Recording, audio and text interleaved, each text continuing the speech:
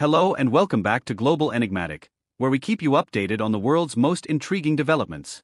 If you haven't already, make sure to subscribe to our channel to stay informed about the latest global curiosities. Today, we're diving into a hot topic that's stirring up quite a debate. You'll want to stick around until the end because you won't believe what's happening or what they're saying.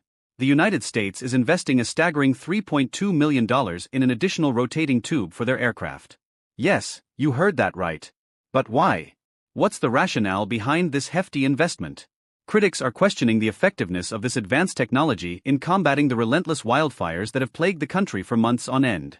Despite these incredible advancements, wildfires in California and Hawaii continue to rage, prompting skepticism about whether such investments are truly solving the problem.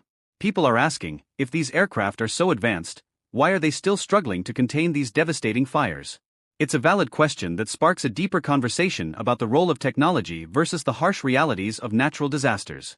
As we explore this topic further, we'll hear from experts weighing in on whether pouring millions into high-tech solutions is the right approach. Are there more effective methods that could be explored?